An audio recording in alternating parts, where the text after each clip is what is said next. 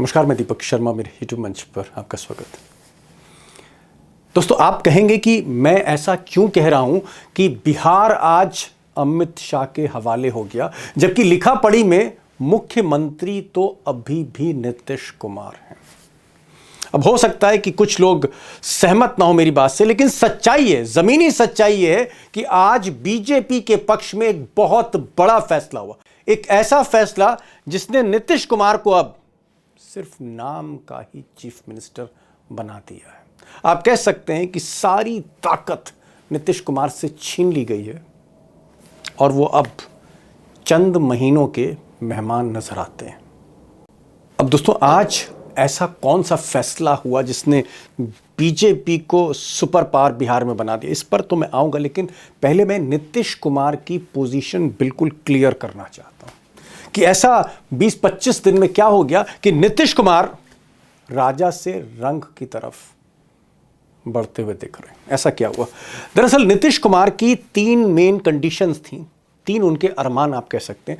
Number 1 अरमान उनका यह था कि वो सिंगल लार्जेस्ट पार्टी बनना चाहते थे, सिंगल लार्जेस्ट पार्टी बनना चाहते थे। लेकिन बीजेपी ने जो भी खेल किया, सिर्फ 4-5 विधायकों से नीतीश कुमार को नंबर 1 पार्टी बनने से रोक दिया। शर्त नंबर 2, जो कंडीशन, सेकंड कंडीशन था नीतीश कुमार का, वो ये था कि वो पुलिस और गृह विभाग यानी जिला प्रशासन, डीएम, एसपी, थाना, कचहरी, इंटेलिजेंस, सुरक्षा, ये सब कुछ अपने हाथ में रिटेन करना चाहते थे। वाजिब भी था, 53 साल से मुख्यमंत्री कानून व्यवस्था अपने हाथ में ही रखता है। लेकिन यहाँ अमित शाह अड़ गए और उन्होंने गृह विभाग उनसे छीन लिया, आधी ताकत छीन ली। नीतीश कुमार की तीसरी कंडीशन, वो चाहते थे कि स्पीकर उनका रहे। भले ही स्पीकर पिछली बार बीजेपी को रहा, लेकिन अगर गृह विभाग अमित शाह छीन रहे हैं तो कम से कम स्पीकर उनका रहना चाहिए। इसके पीछे सिर्फ एक ही लॉजिक था नीतीश कुमार का कि अगर स्पीकर अपना होगा तो जेडीयू यानी जो नीतीश कुमार की पार्टी है उसको वो एक्सपैंड कर सकते हैं। 4-5 विधायक इधर उधर से तोड़ के किसी का मर्जर वर्जर करा के नंबर 1 पार्टी हो सकते हैं, बीजेपी को पीछे छोड़ सकते हैं। वैसे भी स्पीकर जिसके हाथ में होता है उसी के हाथ में सरकार और विधानसभा की शक्तियां होती हैं। आज ये जो तीसरी कंडीशन थी, जो तीसरी शर्त थी, वो भी नीतीश कुमार की खारिज हो गई और अमित शाह के ये जो साहब हैं बड़े क्लोज, प्रेम कुमार, बीजेपी के विधायक, पुराने विधायक हैं, इन्होंने आज स्पीकर का नामांकन भर दिया। जेडीयू तमाशा देखती रही और अगले 24 घंटों में प्रेम कुमार ही बिहार के नए स्पीकर होंगे।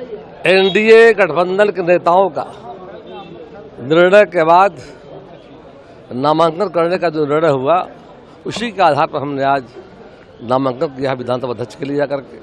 और दोस्तों, आज अगर हम बिहार सरकार की स्थिति देखें तो स्पष्ट है कि कानून व्यवस्था, लॉ एंड ऑर्डर बीजेपी के पास है, पुलिस और जिला प्रशासन बीजेपी के पास है, राजस्व, रेवेन्यू बीजेपी के हाथ में, स्पीकर बीजेपी के पास है, राज्यपाल, गवर्नर बीजेपी के पास है। आप कह सकते हैं कि नीतीश कुमार के पास ऐसा कुछ भी नहीं है जहां पर ताकत, पावर आइडेंटिफाई होती हो, कुछ भी नहीं है। और मैं एक पॉइंट बेहद जिम्मेदारी के साथ रखना चाहता हूं कि नीतीश कुमार जो अब तक यानी कल तक सबसे पावरफुल चीफ मिनिस्टर थे इस मुल्क के, मोदी जी तक को सपोर्ट कर रहे थे, मोदी जी भी उनकी बैसाखी पर थे, आज वो इस देश के सबसे वीकेस्ट चीफ मिनिस्टर हैं। इसलिए हैं क्योंकि जैसे मैंने कहा, ना कानून व्यवस्था उनके हाथ में, ना पुलिस उनके हाथ में, ना इंटेलिजेंस उनके हाथ में, ना राजस्व उनके हाथ में, ना स्पीकर उनका है, गवर्नर की तो बात ही छोड़ दीजिए। और तो और जो उनकी पार्टी का कार्यकारी अध्यक्ष है ये साहब, ये भी अमित शाह के ज्यादा भरोसेमंद है। उनके जो केंद्रीय मंत्री हैं ये साहब लल्लन सिंह, ये भी अमित शाह के ज्यादा भरोसेमंद हैं। अब दोस्तों, यहां पर मैंने नीतीश कुमार के हेल्थ इश्यूज जो हैं, उनके सेहत से रिलेटेड जो इश्यूज हैं, उस पर मैंने अभी तक कुछ नहीं बोला है। आगे इस वीडियो में चर्चा ज़रूर करूंगा। लेकिन जो बड़ा सवाल है वो ये है कि जो स्थिति मैंने आपके सामने रखी, उस स्थिति को जानने के बाद सवाल एक बहुत ही नेचुरल है कि नीतीश कुमार अब कितने दिन के मेहमान हैं। एज चीफ मिनिस्टर वो अब कितने महीने तक कुर्सी पर रहेंगे, नंबर 1। और नंबर 2 सवाल, नीतीश कुमार के हटते ही कुर्सी से अगला चीफ मिनिस्टर कौन होगा? क्या नीतीश कुमार का कोई शिष्य होगा या फिर बीजेपी का कोई चीफ मिनिस्टर होगा? और सवाल नंबर 3 सबसे इंपॉर्टेंट, जेडीयू का फ्यूचर क्या है? जो नीतीश कुमार की पार्टी है जेडीयू, जनता दल यूनाइटेड, जिसके 12 सांसद मोदी जी की सरकार को एक तरह से आधार दे रहे हैं, बैसाखी दे रहे हैं, जो सबसे इंपॉर्टेंट है अमित शाह और मोदी के लिए। आप कह सकते हैं कि सारा खेल इसी वजह से हो रहा है कि जो बैसाखियां हैं जिसके बदौलत मोदी जी की सरकार चल रही है, ये जो बैसाखी देने वाली पार्टी है जेडीयू, जिसके 12 सांसद हैं, इसका भविष्य क्या होगा? क्या यह पार्टी टूट जाएगी या ये पार्टी बीजेपी की ब्रांच बन जाएगी? अब दोस्तों, इन सवालों की गहराई में जानने के लिए 3 एक्सपर्ट्स को आज मैंने बुलाया है। बिहार के एक्सपर्ट्स हैं। इसमें संतोष सिंह हैं, जो आज विधानसभा में जब स्पीकर का नॉमिनेशन हो रहा था बीजेपी की तरफ से और जेडीयू स्तब्ध देख रही थी सब कुछ, नीतीश कुमार टेंशन में थे, तो संतोष कुमार वहीं पर थे। उनकी भी बात सुनिएगा। हालांकि संतोष सिंह का मानना है कि अभी भी नीतीश कुमार ने हथियार नहीं डाले, अभी भी सरेंडर नहीं किया, अभी भी वो बीजेपी को फंसा के रखेंगे। अब संतोष सिंह की बातों में कितना दम है ये मैं आपके ऊपर छोड़ता हूं। उधर अभिषेक हैं जो जेडीयू पे नजर रखते हैं, उनका ये कहना है कि गेम एक तरह से ओवर हो चुका है। और आप उमाकांत जी को भी सुनिएगा। इन तीनों एक्सपर्ट्स को सुनिए, आप खुद तय करिए what is the future of mister Nitish Kumar. Nitish Kumar का भविष्य क्या है, जेडीयू का भविष्य क्या है, क्या होने जा रहा है बिहार में? अभिषेक, आप काफी क्लोज जेडीयू को वॉच करते रहे। अगर मैं आपसे शुरू में वो सवाल पूछूं जो आखिरी में पूछना चाहिए था कि क्या अब नीतीश कुमार का गेम एक तरह से ओवर हो चला है, एंड ऑफ द गेम? बिल्कुल आपने सही कहा। अब जनता दल यूनाइटेड करीब करीब एक क्लोज चैप्टर है। Close chapter? जी, जनता दल यूनाइटेड में अब कुछ बचा नहीं है, क्योंकि आप देखिए विधानमंडल के दोनों सदन का प्रशासन अब पूरी तरह से भाजपा के हाथ में है। विधानसभा भी और विधान परिषद पहले से ही थी। इसके अलावा राज्य का पुलिस प्रशासन पूरी तरह से भाजपा नेता सम्राट चौधरी के हाथ में है। तब सवाल उठता है कि बिहार में जैसे राज्य में मुख्यमंत्री के लिए बचा क्या है? ओके, मैं तुरंत आपके पास लौट रहा। मैंने संतोष जी को मुझे लगा कि खंगालूं। संतोष जी, क्या नीतीश कुमार के हाथ से जिस तरह से पुलिस छीन ली, सम्राट चौधरी ने छीन ली, अगर ये विधानसभा का स्पीकर नीतीश कुमार का होता तो क्या आपको लगता है 50-50 होता? और अगर स्पीकर भी अब बीजेपी का है, लॉ एंड ऑर्डर भी अब बीजेपी के पास है, तो क्या आप लोग को लगता है कि नीतीश कुमार बहुत कमजोर हो चुके हैं? ऐसा आपको लगता है? पावर छीन ली गई? यही तो हम आपको बता रहे हैं ब्रेकिंग खबर। मुख्यमंत्री अगर अपने अनुकूल आदमी को सेक्रेटरी उस विभाग का बना दिया तो समझ जाइए कि कुछ न कुछ चीजें चल रही हैं। 2 फैसला जो दोनों अप्रत्याशित है, विजय सिन्हा का जिस विभाग में भूमि सुधार विभाग के वो मंत्री हैं, उस विभाग राजस्व भी उन्हीं के पास है, रेवेन्यू भी उनके पास है, रेवेन्यू भी उन्हीं के पास है, उस विभाग के प्रधान सचिव सीके अनिल को बना दिया है। अभिषेक जी सीके अनिल को बेहतर तरीके से जानते होंगे। के पाठक एक डिस्परेट, अभी आपका कैबिनेट सेक्रेटरी है भारत सरकार में, उससे ही 2 कदम आगे बढ़ने वाला IAS अधिकारी है। इतना तय मानिए कि ये अगर बने हैं तो मंत्री को तो पानी पीने नहीं देंगे। मतलब आप ये कह रहे हैं कि नीतीश कुमार से जब अमित शाह ने गृह मंत्रालय छीन लिया और स्पीकर छीन लिया, तो नीतीश कुमार ने अब अपने वफादार अफसरों को, सम्राट चौधरी या फिर विजय सिन्हा, मतलब बीजेपी के जो पावरफुल मंत्री हैं, उस मंत्रालय में नीतीश कुमार ने अपने आदमी रख दिए हैं? नहीं, नीतीश कुमार के काम करने की ये शैली रही है। 2020 से लेकर 2025 तक थोड़ा कमजोर जरूर नीतीश कुमार थे, तो इस दौरान थोड़ा मंत्री को आजादी मिल जाती थी। वैसे बीच बीच में वो झटका देते रहते थे, लेकिन इस बार शुरुआत दोनों डिप्टी सीएम से हुआ है। एक का प्रधान सचिव बदल दिया गया और वो प्रधान सचिव ऐसे IAS अधिकारी को बनाया गया है जिसको कंट्रोल नीतीश कर ले तो कर ले, वो किसी से कंट्रोल होने वाला नहीं है। तो इसका संजय भाई मतलब क्या, संतोष जी, इसका मतलब क्या निकाला जाए? क्या अभी भी नीतीश कुमार ने हथियार नहीं डाले हैं, ये आप कहना चाह रहे हैं? वो तो कहने मर्दों परांत मुख्यमंत्री बन के जाएंगे। वो हथियार डालना 50 पर निपटा रहे थे ना, पहुंच गए 85 पर। मैं जरा लखेड़ा साहब के पास जा रहा हूँ। ठीक है, संतोष जी ने बता दिया कि अभी भी नीतीश कुमार को अपने वफादार अफसरों पे भरोसा है, लेकिन सच्चाई ये भी है कि नीतीश कुमार के हाथ से कानून व्यवस्था छीन ली, आज वो स्पीकर भी उनके हाथ से छीन लिया। क्या आपको शक होता है, क्या आपको संदेह होता है कि नीतीश कुमार अब ज्यादा दिनों तक, ज्यादा महीनों तक मुख्यमंत्री की कुर्सी पर नहीं रहेंगे और धीरे धीरे कहीं ना कहीं इनको कुर्सी से उतारा जाएगा, आज नहीं, कल नहीं, परसों? ये खेल दीपक जी अब क्लियर हो चुका है, और जो शंकाएं थी, जो लॉयलिस्ट है जनता दल यूनाइटेड में, नीतीश कुमार जी की जो लॉयलिस्ट हैं, उनको ये चीज बहुत क्लियर ब्लैक एंड व्हाइट में पता लग गई है कि अब उल्टी गिनती भारतीय जनता पार्टी शुरू कर चुकी है। उल्टी गिनती मतलब अपदस्थ करने की, इधर से घेराबंदी चारों तरफ से, जो सप्लाई लाइन चौक करने की, चारों तरफ से नीतीश की घेराबंदी, ताकि नीतीश कुमार को ये बता कर कि वो तो बीमार है, उनको क्या पता कि कौन ऑफिसर किस काबिलियत का है, वो तो उनके आसपास जितने 3-4 जो ऑफिसर मतलब अल्टीमेटली आपको लगता है कि 5-6 महीने ही हैं कुर्सी पर, बहुत ज्यादा टिकेंगे नहीं, मतलब बीजेपी थोड़ा जल्दी में लगती है आपको? बिल्कुल बिल्कुल, कोई देखिए इन लोगों में कोई सब्र नहीं है, ना कोई शर्म है, ना कोई हया है, ना शर्म है। ये बड़ी बेशर्मी से घेराबंदी करेंगे गुजरात लॉबी, मोदी अमित शाह की जो लॉबी है। देखिए अल्टीमेटली क्या इनका एम क्या है?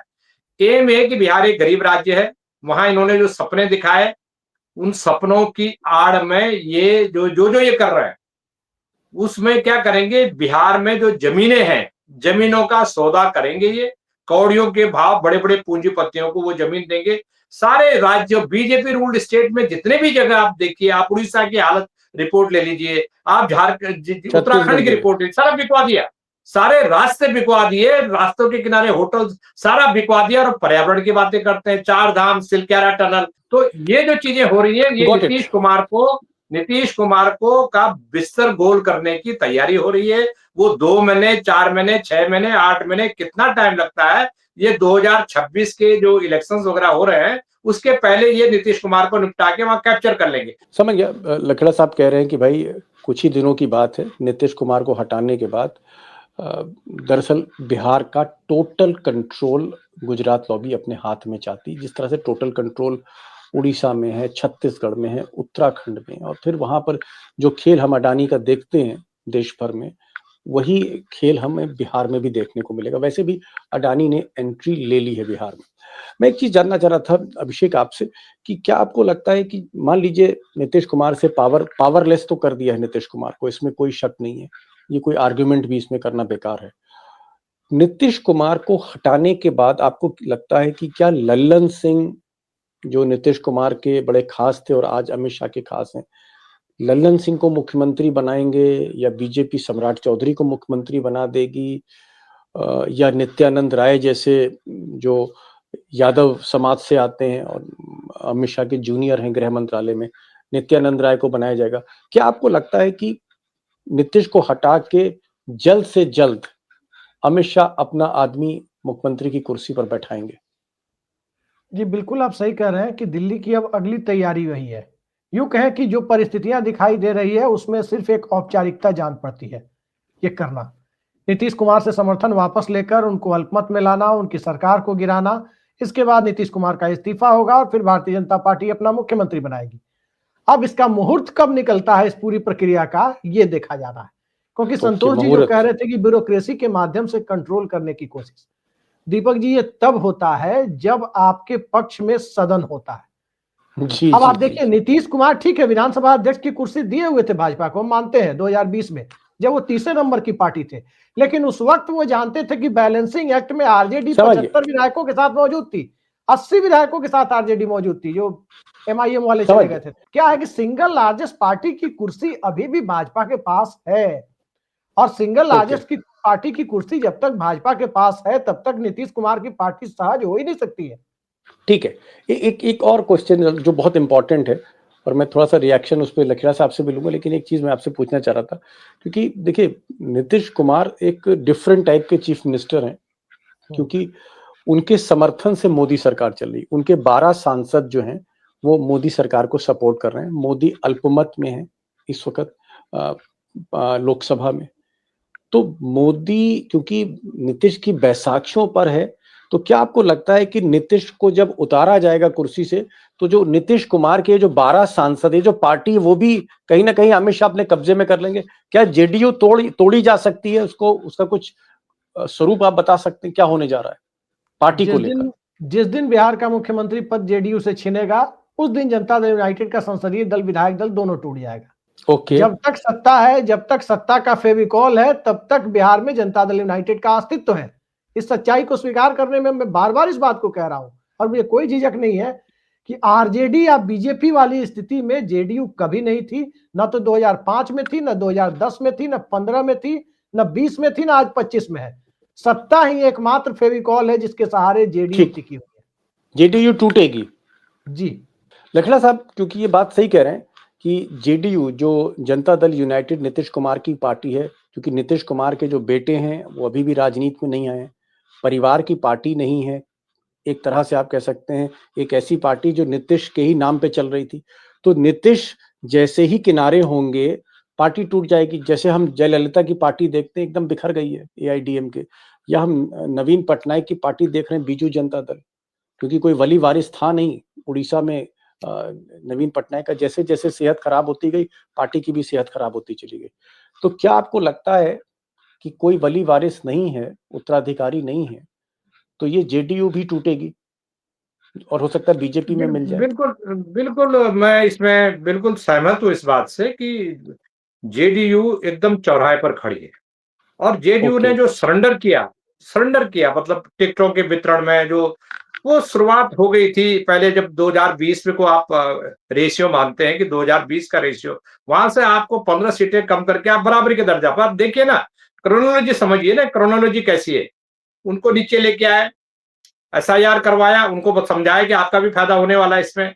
फिर उनकी सीटें बराबर की 101 क्या मतलब था 101 करने का। उसके बाद देखिए आप नीचे लेके आए, उसके बाद आपने मंत्रिमंडल का गठन किया, उनको बड़ा, इन्होंने बड़ी जोर आजमाइश लगाई कि नीतीश कुमार हट जाए मुख्यमंत्री पद से। तो हम 3-4 दिन, आपको पता होगा 4 दिन तक तो अनिश्चितता बनी रही। उसके बाद जब इन्होंने रेजिस्टेंस किया कि भाई आप चीफ मिनिस्टर तो हमारा बनेगा, नीतीश कुमार के बिना सरकार नहीं बनेगी, उसके बाद इन्होंने फट से दोनों चीजों की बार्गेन इन्होंने तब से शुरू कर दी थी। और इनके गृह जो मंत्रालय ले लिया, स्पीकर ले लिया ललन सिंह संजय, हाँ, और पूरी पार्टी जो ललन सिंह संजय, ये लगातार जो खबरें हैं ये लगातार लीक करते रहे पार्टी आलाकमान को, आप ये कहो, आप ये कहो। और अल्टीमेटली क्या है कि एक किस्म से नीतीश कुमार को पैदल किया है। अभी सबसे जो क्रूशियल पॉइंट ये है, जो राज्य होते हैं, राज्य में मुख्यमंत्री की ही सब कुछ होता है। और मुख्यमंत्री के अगर आपने पर कतर दिए, पहले मुख्यमंत्री हैं नीतीश कुमार, जिनके पहली बार एक दूसरी पार्टी पर कतर दिए उनके, और चारों दोनों तरफ बिठा दिए नहले दहला। और नीतीश कुमार को धीरे धीरे, उसका कारण क्या है कि इनके पास, सबको पता है, इनके पास नीतीश कुमार की मेडिकल रिपोर्ट है। और मैं आपको बता रहा हूं, मैंने पहले भी आपको ये बात बताई कि ये कुछ दिन बाद नीतीश कुमार की सेहत को लीक कराएंगे कि उनकी जब सेहत खराब है तो मेडिकल बोर्ड बनाओ, देखो कि वो मुख्यमंत्री पद पर अपनी ड्यूटी डिस्चार्ज कर सकते हैं कि नहीं कर सकते। इनके पास तो चित्त भी मेरी, पट्ट भी मेरी, सब कुछ इनके पास है। चित भी मेरी, पट भी मेरी, ये अंदाज है गुजरात लॉबी का कि सब कुछ अपने हाथ में लेने का। आखिरी सवाल जो है वो मैं पूछना चाहूंगा आपसे, क्या अभिषेक आपको लगता है कि नीतीश कुमार जब तक स्वस्थ हैं तब तक कुर्सी पर रहेंगे, या चाहे स्वस्थ हों या उनका स्वास्थ्य बिगड़े, इसके अब कोई मायने नहीं है? अब सीधे सीधे 2-4 महीने के बाद बिहार को नया मुख्यमंत्री मिलने जा रहा है। देखिए, नया मुख्यमंत्री बिहार को इसी नवंबर में मिल ही जाता जनादेश के बाद। लेकिन बीजेपी ये संदेश नहीं देना चाहती थी कि अपने अलायंस पार्टनर को वो चीट करती है। तो 3-4 महीने के लिए मुझे जैसा लगता है कि इनको मुख्यमंत्री बना दिया गया है।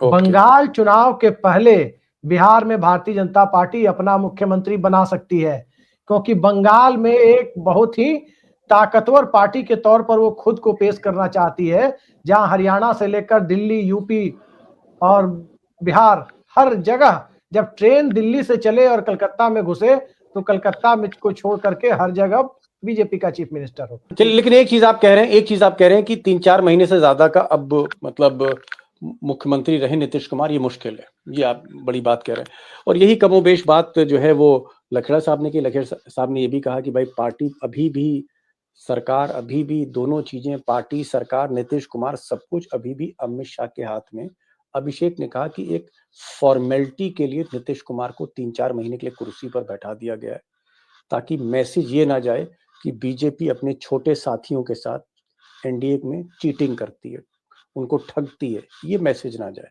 इसलिए एक औपचारिकतावश है।